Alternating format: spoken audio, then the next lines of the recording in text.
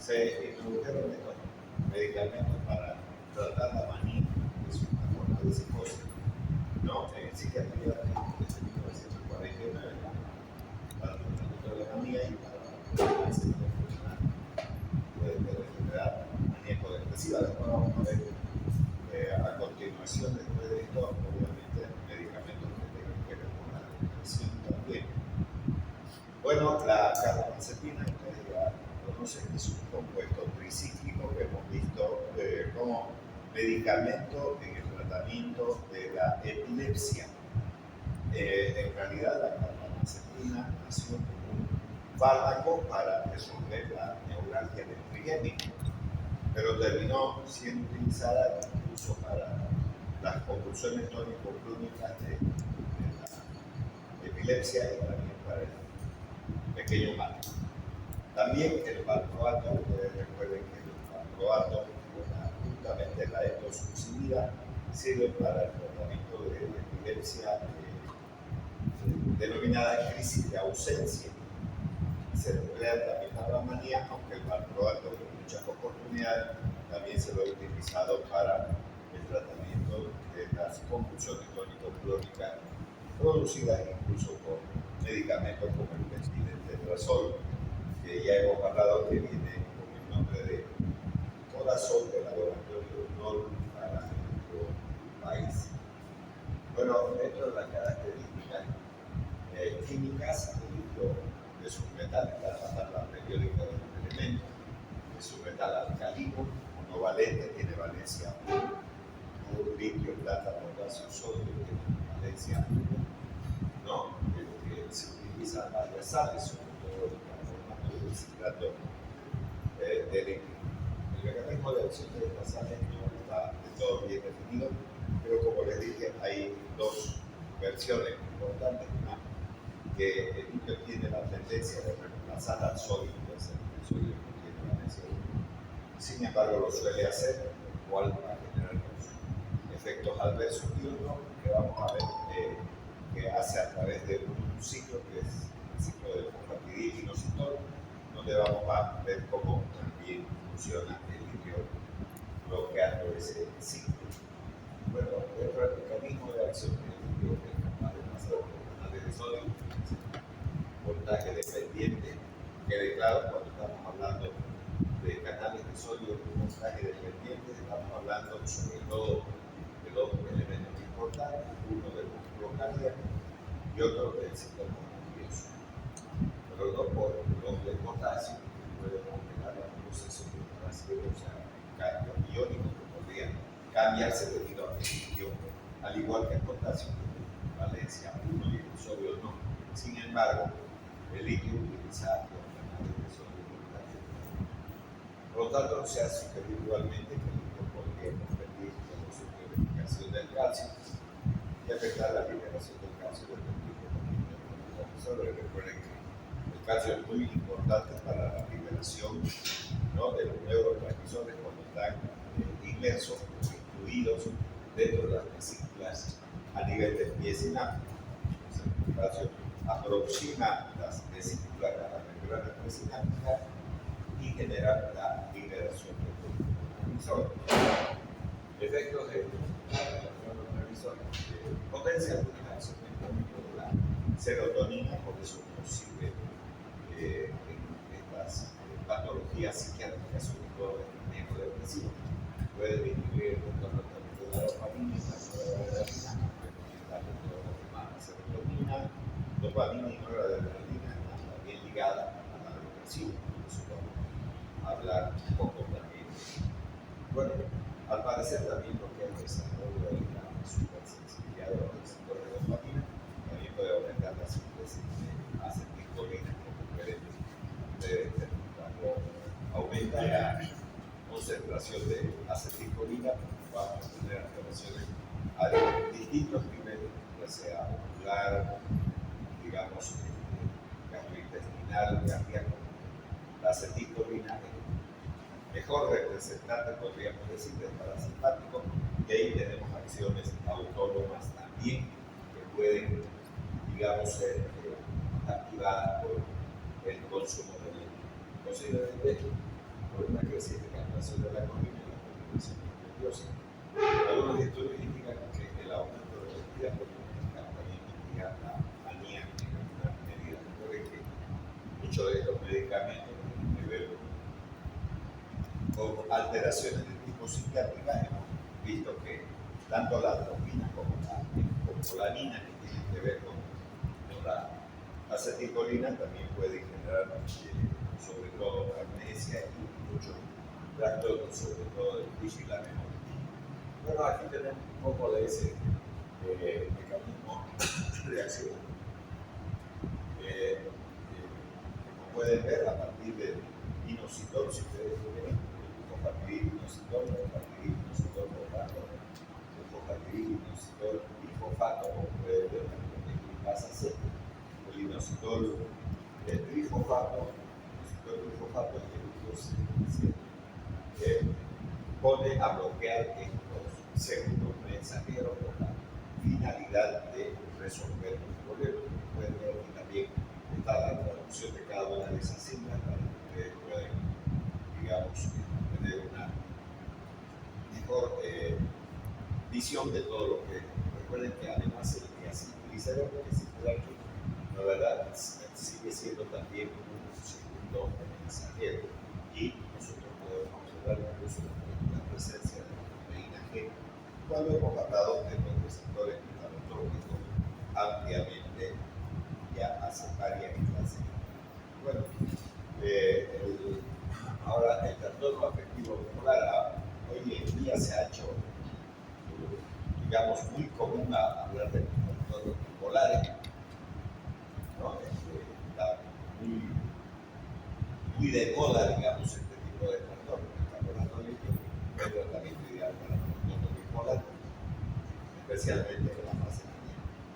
Puede utilizarse también como tratamiento de la benzodiazepina, ya hemos hablado de ella ampliamente también.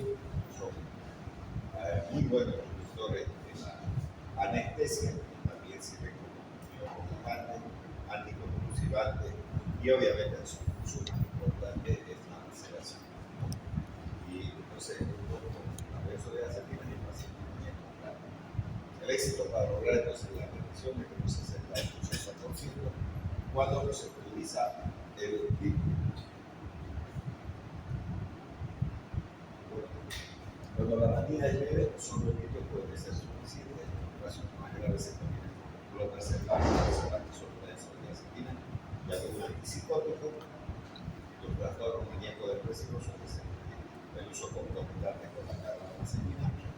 Recordemos de nuevo, la carbamazepina la hemos estudiado como un medicamento útil en el tratamiento de las convulsiones, pero también es un buen medicamento en el tratamiento de la neuralgia del de las características que tiene este fármaco, que además tiene una estructura muy similar a los antidepresivos tricíclicos, debido a que tiene 3 anillos en su estructura química. Para algunos pacientes, un inhibidor de la monoaminoxidasa puede ser un antidepresivo de elección. Hoy vamos a ver un poco de estos inhibidores de la monoaminoxidasa, pero no desde el punto de vista del Parkinson, sino también de la depresión. Es decir, vamos a ver la MAO-A más que la MAO-B. La MAO-B está más centrada en el tratamiento de la enfermedad del Parkinson. Otras aplicaciones, aunque el litio solo tiene un éxito en pocas ocasiones en el tratamiento de la esquizofrenia, la adición de estos medicamentos puede aliviar a un paciente resistente a otro antipsicótico. Entonces se podría utilizar de manera combinada, dicen, en algunos casos de esquizofrenia también, aunque no es un medicamento que tenga una importancia trascendental en el tratamiento de la esquizofrenia. Bueno, en lo que se refiere a la farmacocinética, se va a absorber de forma completa en 6 a 8 horas la concentración de máxima. La tenemos entre media hora a 120 minutos. La distribución de volumen de distribución es similar al agua corporal. En realidad el agua corporal es de 0,6 litros por kilogramo y aquí tenemos 0,5. Aumentando, por cierto, se encuentra en los huesos, puede depositarse también el líquido, ¿no? De 0,7 a 0,9 litros por kilogramo. metal. Ningún metal se une a la proteína plasmática, fíjense, el hierro, el sodio, el potasio, nadie se une a la proteína plasmática y este no va a ser la excepción. Entonces no hay posibilidad de que unamos las proteínas plasmáticas. Su metabolismo no tiene ningún metabolismo, el litio no se va a convertir en ninguna otra cosa, siempre va a ser litio de función, lo va a hacer casi por completo por orina, y vuelvo a repetir en un proceso de filtración, entonces se va a eliminar la depuración de líquidos es casi 20% de la vida mínima y la vida media plasmática está casi en 20 horas. Por lo tanto, la administración puede ser una sola vez al día, dependiendo de la vida media del fármaco. Ya, esquema y dosificación. Entonces, antes de iniciar el tratamiento, debe ordenarse análisis de laboratorio como biometría médica, o sea, de la pneumática. Estamos hablando de un examen completo de sangre. Hay que hacer análisis, pruebas bioquímicas comunes, electrocardiograma en pacientes de mayores de edad y en aquellos con antecedentes de trastornos cardíacos también, porque vuelvo a repetir, el litio, independientemente de poderse meter por los canales de potasio, va a ser como canales de sodio, y los procesos de despolarización pueden generar también trastornos cardíacos. La edad de peso y función renal debe considerarse, determinar las dosis iniciales adecuadas del carbonato de litio, que es uno de los que más se usa más que el mismo citrato de litio, que es la otra forma de presentación. Entonces, una dosis inicial de 0,5 y el equivalente producirá una concentración sérica de litio en intervalos de 0,6 a 1,4 equivalentes después de una semana de tratamiento. Si la función renal es normal, por eso hay que hacer análisis de orina para valorar la función renal. Cada unidad de dosis de 300 miligramos de carbonato de litio contiene aproximadamente 8.000 equivalentes de litio. Entonces, esto es importante tener en cuenta que 300 es igual a 8.000 equivalentes de litio. La dosis diaria de litio puede oscilar entre 600 y 3.600 miligramos. No pasar de eso, porque aparecen luego muchos problemas, sobre todo a nivel electrolítico, sobre todo con el sodio. Las interacciones farmacológicas, la depuración de litio se reduce en un 25% por el uso de diuréticos como las tiazidas. Son diuréticos de mediana intensidad, las tiazidas, sobre todo la clortiazida y la clortiazida, que son las que más se utilizan. Y muchos medicamentos antihipertensivos también vienen asociados, lo que habrá que considerar cuando se administra el. Bueno, la distribución de la depuración del litio disminuye con el uso de AINES, la aspirina y el acetaminofén.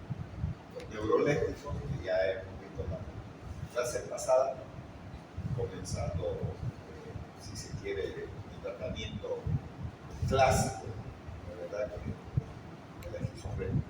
Entonces, estos neurolépticos producen un síndrome piramidal, con la excepción de la clozapina, que es un neuroléptico atípico, la clozapina.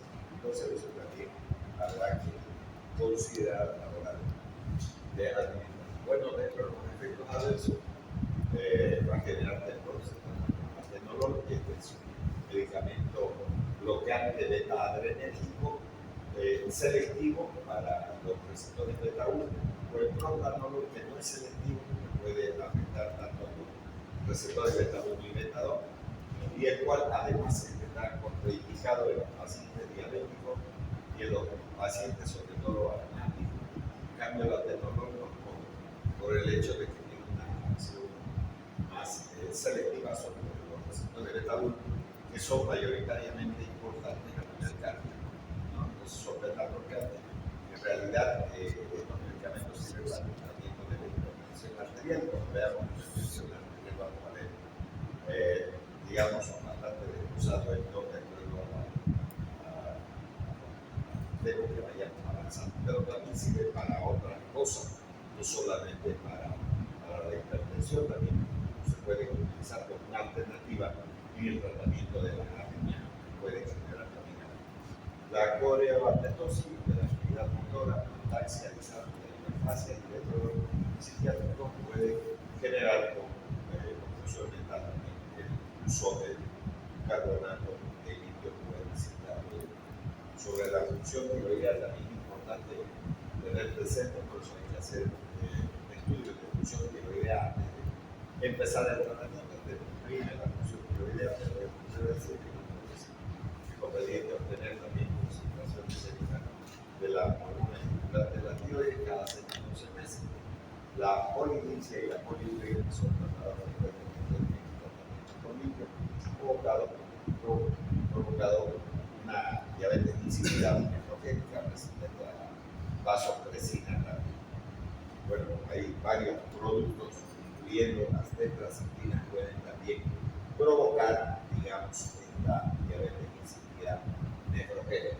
Otros tipos de disfunción renal incluyen la nefritis crónica, la glomerulopatía de Gantt-Ludwig, edema por retención de sodio, puede trabajar de manera conjunta con el sodio, efectos adversos cardíacos, síndrome de bradicardia o taquicardia, el síndrome del seno enfermo en realidad provoca bradicardia y desmayo con mucha frecuencia.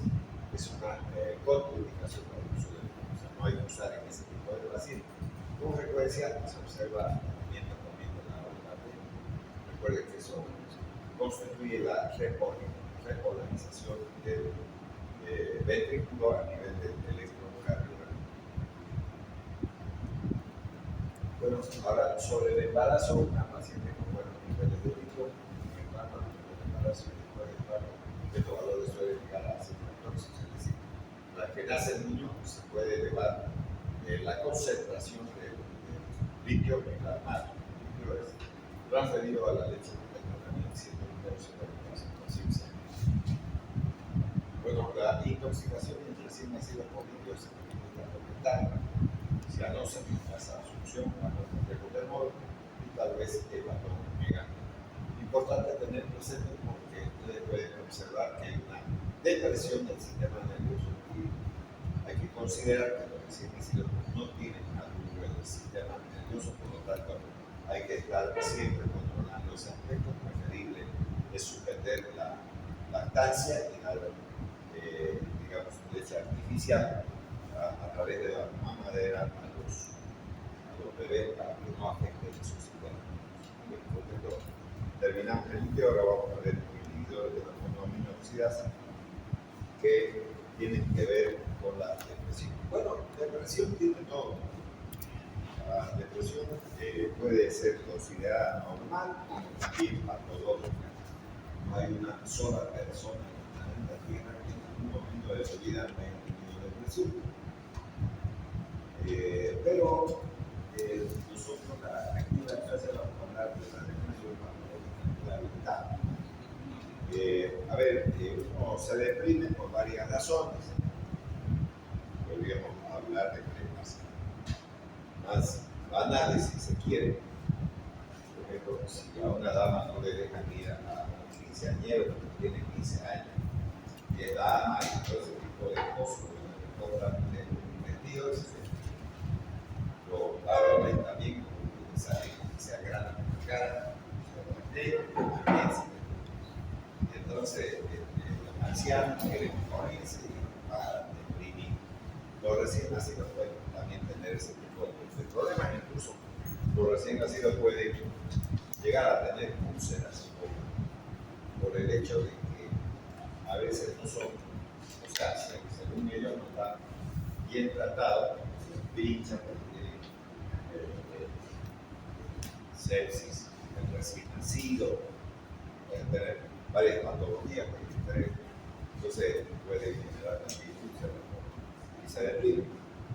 Entonces, todos los grupos etarios tienen eso, pero el día de hoy no vamos a hablar de eso, porque esa es una depresión común. Y peor cuando está entre los 12 o 13 años. Una desgracia que se ve con la fruta, no se ve feo por mucho que haya, ¿no? Y también tiene depresiones por problemas de tipo sentimental, como también, ¿no?, podemos observar cosas que hacían importancia, que sí para algunos seres humanos sí la tienen, ¿no? Bien. muchos de estos problemas de depresión están asociados a otras patologías, ¿no? Muchas damas, por ejemplo, tienen bulimia, comen mucho, meten los dedos a la boca, vomitan, se ven muy gordas. Hay espejos que distorsionan la imagen del ser humano y si tienen uno de esos se ven cada vez más gordos, parecen unos alanos, pero ahí está, ¿no? Pues la depresión tiene muchas formas de presentarse. Todos los seres humanos en alguna medida las sufrimos. Vamos a ver estos inhibidores de la monoaminoxidasa, pero antes de meterme a eso, voy a mostrar algunas cosas relacionadas con lo que hemos hablado y obviamente con la monoaminoxidasa. Ya, lo primero que voy a hacer es el diacinamida, pero está de todo referido a eso, pero quiero que miren esto simplemente. Recuerden que a partir de un aminoácido denominado tirosina, se va a generar una serie de catecolaminas. Dentro de eso, una vez que ha entrado en la tirosina por esa enzima llamada tirosina hidroxilasa, se va a transformar en L-dopa, después va a generar la dopamina, ya hemos visto esto, ya tenemos una primera catecolamina y después vamos a seguir si se tratase de otras neuronas, a generar noradrenalina por un lado y adrenalina por otro.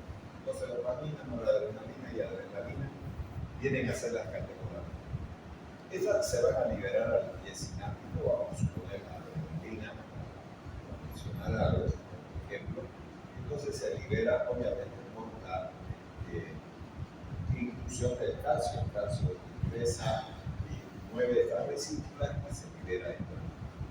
¿Qué va a pasar con esta adrenalina? Se va a retractar, o sea, va a ingresar de nuevo a este pie sináptico y va a encontrar las mitocondrias que están distribuidas en todo el sistema nervioso, pero también existen a nivel de las células hepáticas.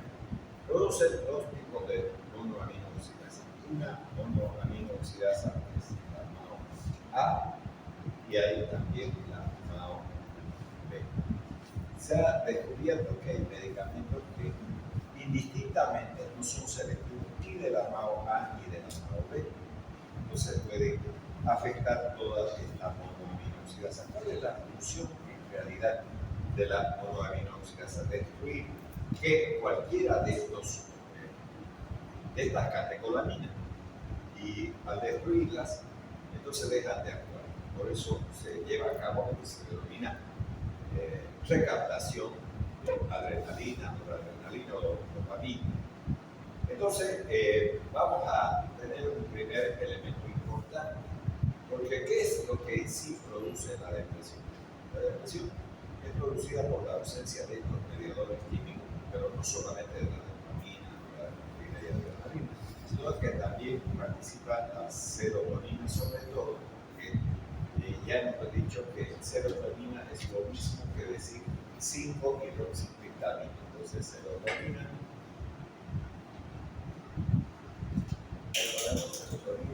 entonces esto es igual a 5-hidroxicriptamina. Bueno, es lo mismo. Entonces ya tenemos otro elemento también que forma parte de este problema. ¿Qué nosotros vamos a hacer con este medicamento? Con estos medicamentos vamos a inhibir esta monoaminoxidasa. En algunos casos podemos hacerlo al no ser selectivo. Pero si nosotros tomamos en cuenta la selectividad, sería muy importante utilizar medicamentos que bloqueen solo la monoaminoxidasa A. Y entonces esta monoaminoxidasa A, si se bloquea, no va a destruirse estos mediadores. Y al no destruirse, se acumulan. Y al acumularse, entonces aparece ese estado, digamos, se podría decir alegría o ganas de vivir o de lo que sea. Recuerden ustedes que la adrenalina, por ejemplo, liberan cuando dan examen. Y cuando uno entraba a esta aula en la mañana, ha visto este montón de sillas aquí y se ve que supongo que el sábado ha debido dar examen de alguna materia. Y entonces, en ese momento, la gente que ha dado, digamos, el examen, sin haber estudiado mucho, tiene que tener depresión. No creo que les haya ido bien, digamos. Y los que estudiaron, pues, no tienen ningún problema. Entonces, ¿de qué vamos a hablar ahora? Vamos a hablar de ese mitocondrio, de la producción de monoaminoxidasa y su participación en el hecho de que al bloquear esto no hay destrucción, si no hay destrucción no hay acumulación de neurotransmisores, que al haber una mejoría en estos neurotransmisores, entonces se mejora también el paciente. El otro problema que tenemos que ver con la depresión, y que voy a adelantarlo también, es que no prometan a ningún paciente que tenga este problema de depresión que tomando una tableta mañana va a estar bien. No. Los medicamentos estos no funcionan en esa manera. Hay que esperar 2 semanas por lo menos para resolver el problema de la depresión. No tiene una acción inmediata. Si alguien cree que tomando eso ya se le acabó la depresión, y eso es lo que estoy diciendo. No porque la gente se desespera, está bien al día siguiente, simplemente que el paciente deprimido es una persona que no quiere vivir. O sea, uno de los fundamentos más importantes de la persona deprimida cuando tiene depresión es que no le encuentra sentido a su vida. Y al encontrar sentido a su vida, entonces quiere desaparecer del planeta Tierra porque se siente un ser inservible. En la medida que eso ocurra, entonces puede seguir los caminos. O se vuelve drogadicto, o se mete tremendamente en la depresión y tiene que ir a algún médico para resolver su problema. Y si nosotros le entregamos los medicamentos al paciente deprimido, que como tiene en su cabeza desaparecer del planeta Tierra, entonces qué mejor que esos medicamentos usarlos, tomarse el montón, el frasco entero para desaparecer del planeta Tierra. Entonces, hay que tener mucho cuidado de entregarle los medicamentos a un paciente deprimido porque en su cabeza, vuelvo a repetir, está la pregunta: ¿para qué vivo en esta tierra si no sirvo para nada? Eso. Entonces, ese es uno de los elementos graves, digamos, de la depresión. Y incluso puede generar no solamente, digamos, suicidio, sino también homicidio. Entonces, la MAO es una enzima oxidativa, ¿no? O sea, está diciéndonos ahí que por procesos oxidativos va a generar, ¿verdad?, la metabolización del medicamento, de neurotransmisores o de cualquier cosa que tenga como competencia, digamos, la metabolización. Entonces, hay una enzima oxidativa mitocondrial, fíjense, están en la mitocondria, que actúa en la cadena lateral. Se encuentra en neuronas y en células no neuronales, por ejemplo, ya mencioné el hígado, el riñón y el intestino también van a encontrar. O sea, están no solamente en las células neurológicas, sino también en el hígado, en el intestino. Eso es importante tener presente, sí, porque son los lugares donde vamos a actuar, es decir, el medicamento va a ir ahí y va a bloquear la acción de esa enzima que es mitocondrial, entre otras cosas. Su actividad se centra en la reacción citoplasmática de las monoaminas no protegidas en el interior de las vesículas. Entonces, ahí. Ya. Ahora, los inhibidores de la monoaminoxidasa, ya hemos dicho que pueden haber 3 grupos de ellos. Los no selectivos, es decir, pueden afectar la monoaminoxidasa A como la B, los selectivos para la A y los selectivos para la B. Eso vamos a ver ahora en esta clasificación. Entonces, los inhibidores de la monoaminoxidasa, y MAO se llaman inhibidores de la monoaminoxidasa, constituyen la categoría terapéutica a la que pertenecen cierto grupo de fármacos antidepresivos. Estamos hablando de la depresión. ¿Y que actúan bloqueando reacciones de enzima monoaminoxidasa? Inhiben entonces la degradación oxidativa de quiénes, de neurotransmisores, que son las catecolaminas. Aquí está la noradrenalina, También hemos hablado de la serotonina, ahí está la serotonina, y también la tenemos. Y por lo tanto originan un mayor aporte de estos transmisores en sus correspondientes receptores.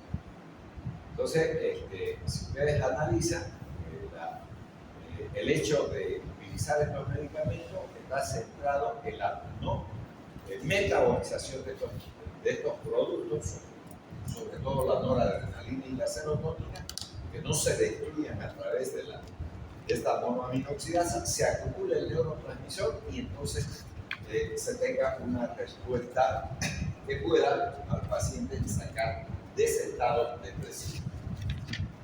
Entonces, características clínicas, los inhibidores de la monoaminoxidasa se han dividido tradicionalmente en los derivados hidracínicos, por ejemplo, la iproniazida, isocarbosacida, fenelcina y la niaclamida. ¿No? Los derivados hidracínicos, entonces la tranilciproflamina y la parquina, tenemos dentro de estos derivados hidracínicos. Entonces, estos productos son los que vamos a desarrollar en la presente clase. Ahora, las características químicas. Ya hemos hablado también de esto hace un instante, pero recuerdo volver a repetir. Existen también inhibidores selectivos de una u otra forma enzimática. Los más conocidos son la clorgelina, para la forma A, es la que vamos a hablar el día de hoy, en realidad de la forma A, que es de la B. Y la seleginina, o deprenido también se denomina, para la forma B. Esta seleginina es un medicamento que se centra en el tratamiento de la enfermedad de Parkinson, porque al bloquear esa monoaminoxidasa, entonces no hacemos que se destruya la dopamina. Miren ustedes que no se ha mencionado en la anterior diapositiva, pero tiene que ver con la dopamina. Recientemente se han desarrollado inhibidores selectivos de la forma A, de la monoaminoxidasa, por ejemplo, la moncloverida, que es la que se utiliza ahora con mucho más frecuencia, la clofaromina y la polaxatona, pero ahí también la más utilizada hoy en día dentro de las selectivas es la moncloverida. Entonces, es uno de los medicamentos que más se utiliza en los estados depresivos. Ya, acciones farmacológicas, acciones antidepresivas. Los inhibidores de la monoaminoxidasa fueron los primeros fármacos conocidos de utilidad en el tratamiento de la depresión y cayeron en desuso debido al peligro exagerado de la hepatotoxicidad o de las crisis hipertensivas. Miren, dos elementos importantes que tenían los inhibidores de la monoaminoxidasa, pero no selectivos, en pacientes que consumieron alimentos ricos, sobre todo en tiranos. ¿Qué es la tiramina? Entonces, es una sustancia química que se encuentra en los quesos, pero no solamente en los quesos, sino, por ejemplo, podemos encontrar en los vinos, podemos encontrar en las nueces, podemos encontrar digamos, en frutos secos como los ciruelos y demás cuestiones, incluyendo, ¿por qué no decirlo?, hasta el chocolate. Entonces, estos elementos, ¿no?, generan este problema, digamos, sobre todo hipertensión. Entonces, cuando alguien está consumiendo inhibidores de la monoaminoxidasa, hay que hacer un listado de alimentos que carezcan de queso, porque si consumen eso van a tener crisis hipertensivas. Si consumen vino también, si consumen nueces también, si consumen almendras, todo ese tipo de cosas que contienen tiramina. O sea, hay una serie de productos, incluyendo algunos frutos, por ejemplo, las palmas y todo ese tipo de cosas. Bueno, en la actualidad han vuelto a aumentar la utilización de los inhibidores de la monoaminoxidasa para el tratamiento de la depresión. Y no hay que mezclar los inhibidores de la monoaminoxidasa con los antidepresivos específicos, porque no son compatibles y van a ocasionar tremendos efectos adversos. Bueno, Acciones farmacológicas, la monoaminoxidasa existe en dos formas funcionales. La forma A desamina la noradrenalina y la serotonina, inhibida por el clorofilina. La forma B enzimática, la benzillamina y la fenilamina, entonces inhibida por la selectivina, la partimina, la dosis baja, ¿no? Entonces, siempre estamos separando las dos formas de presentación de la monoaminoxidasa. Vuelvo a repetir, la A está centrada en la depresión y la B en el Parkinson. Ya acciones farmacológicas, acción antidepresiva, estos inhibidores de la monoaminoxidasa fueron los primeros fármacos conocidos que ya en la depresión. Cayeron en desuso por la memoria, la diapositiva anterior. Entonces, las inhiben completamente la enzima tras pocos días de administración. Ya, miren ya aquí lo que dije hace un momento. No se puede prometer a una persona que tenga depresión con la primera tableta o las primeras 24 horas que consume el medicamento de la pareja de la depresión. No va a ocurrir eso. Va a ocurrir generalmente después de la segunda semana de tratamiento. Entonces, no puede a un paciente que tenga depresión dejarle el medicamento y peor si es un frasco o una caja que contenga varios blisters. No hay que hacer eso porque, vuelvo a repetir, el paciente deprimido es un paciente que no quiere vivir, está pensando constantemente que es un ser humano inservible y por lo tanto quiere desaparecer del planeta Tierra. Y si usted le da medicamento, va a agarrar y se lo va a tomar todo lo que va a generar intoxicación con la finalidad, obviamente, de morirse. Entonces, y aquí dice eso, inhiben completamente tras pocos días, no dice la primera hora ya. Entonces, la administración, aunque los efectos terapéuticos pueden tardar 2 semanas en aparecer. Entonces, mínimo 15 días, no estén prometiendo.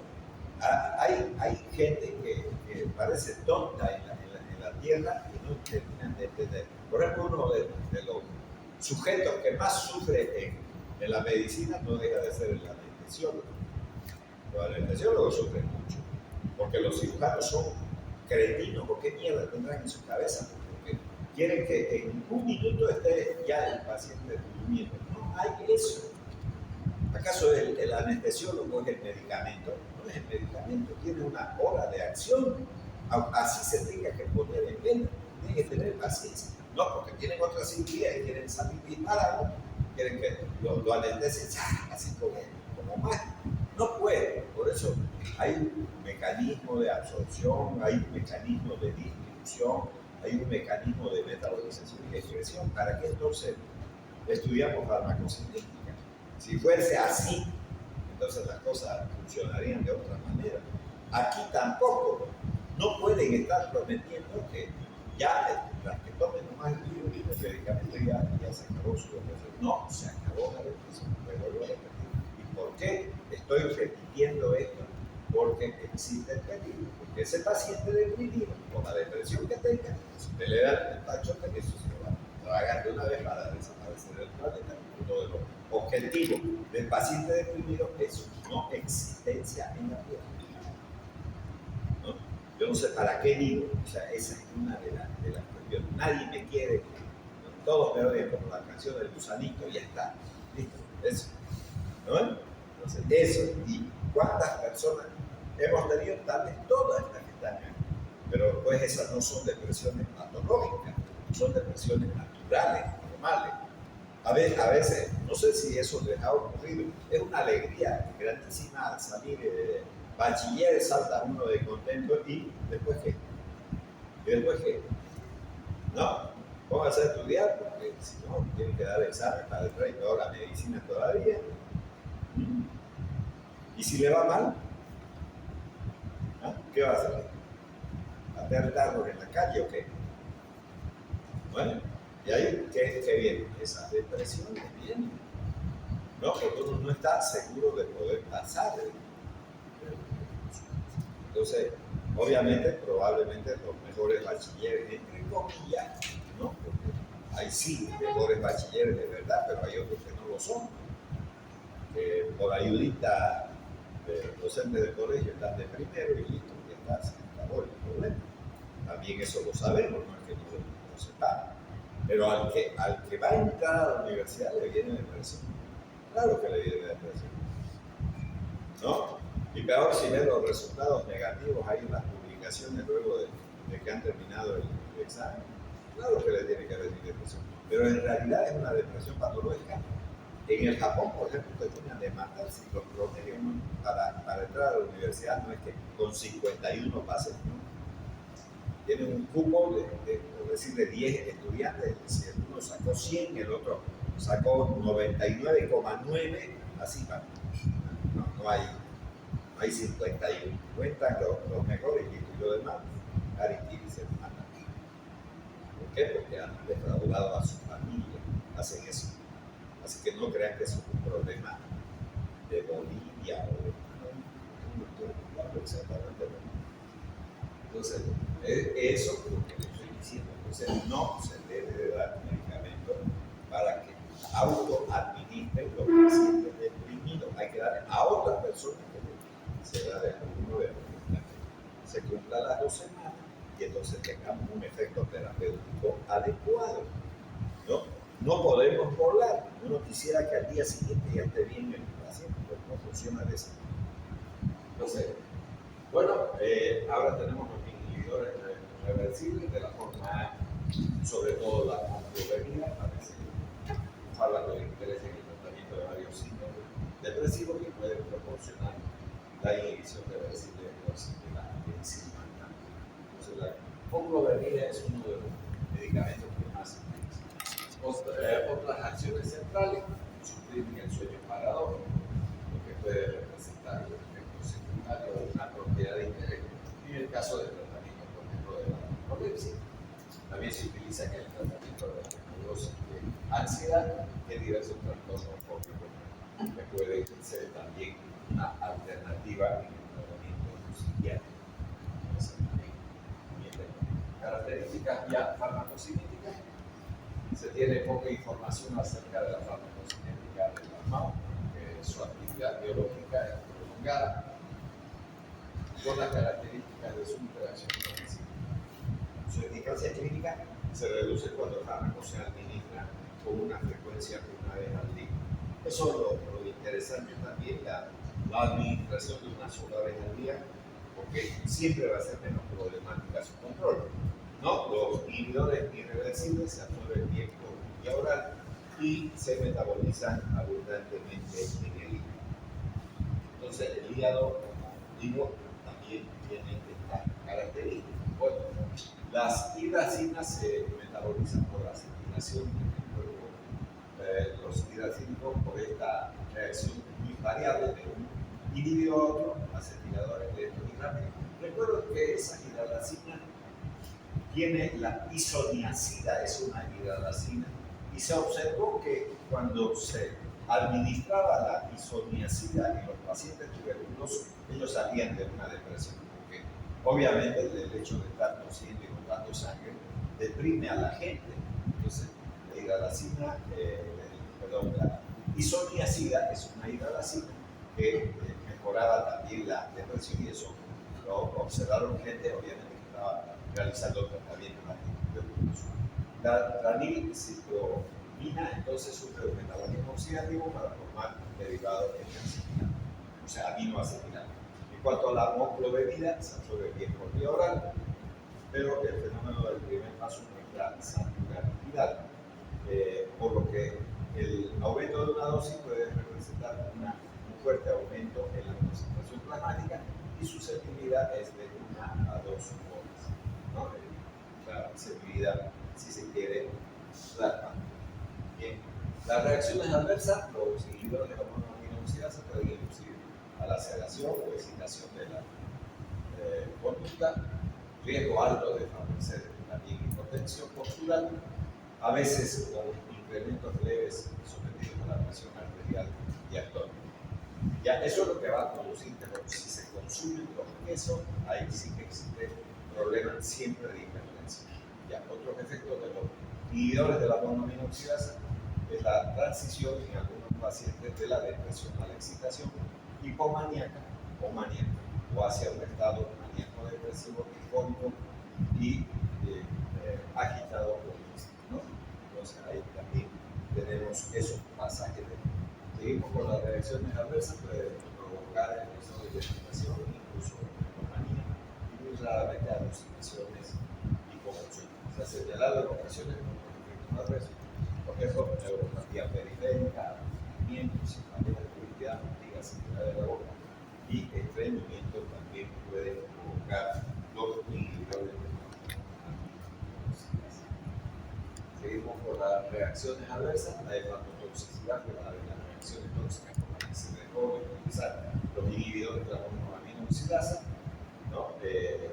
Sobre todo la hiproniacida, que puede ser transformada en isopropilhidrazina, un metabólito altamente hepatotóxico y que por lo tanto obligó a deshacerse de estos fármacos y sustituirlos por antidepresivos bicíclicos.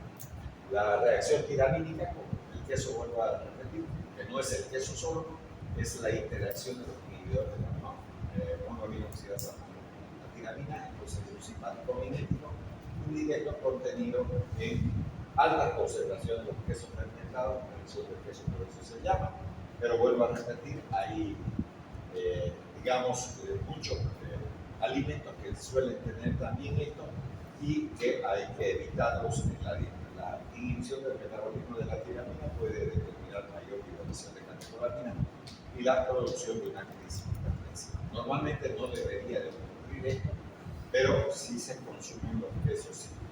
Entonces, ahí también hay que hacer una dieta y hablar claro con las personas. Las interacciones, entonces, el inhibidor de la monoaminoxidasa inhibe la reacción de oxidación metabólica de varios grupos de fármacos, entre ellos incluyendo analgésicos generales, sedantes, por antihistamínicos, anticolinéticos y analgésicos opioides, que son los derivados de la morfina también, ¿no? Que ya hemos visto también. Las aplicaciones terapéuticas, ¿para qué vamos a usar? Entonces, la utilización de los inhibidores de la monoaminoxidasa ha aumentado bastante en los últimos años, en parte por el convencimiento de que sus efectos adversos no son tan serios como se pensó en un tiempo atrás, y mucho más aún por lo que han aparecido los inhibidores de la monoaminoxidasa selectivos, como la moclobemida de esta enzima y que tiene una mejor eficacia terapéutica con respecto a la depresión y también obviamente la selectivina con respecto a la enfermedad de Parkinson. Son medicamentos de primera elección en el tratamiento de depresiones atípicas, sobre todo de depresiones con trastornos psiquiátricos. Lo que el componente de ansiedad es importante. Agorafobia, quebrafobia, ataques de pánico, trastornos obsesivos compulsivos y la disforia histeroide vienen a ser las indicaciones terapéuticas de estos inhibidores de la monoaminoxidasa. Ya la selectivina entonces se utiliza cada vez más asociada a la levodopa, puede ser, ¿no? Para el tratamiento de la enfermedad de Parkinson, y también se está ensayando para resolver la enfermedad de Alzheimer, que es una demencia, ¿no es cierto? Entonces, también se está probando el medicamento para este tipo de trastorno. Ya, con eso terminamos el tema también.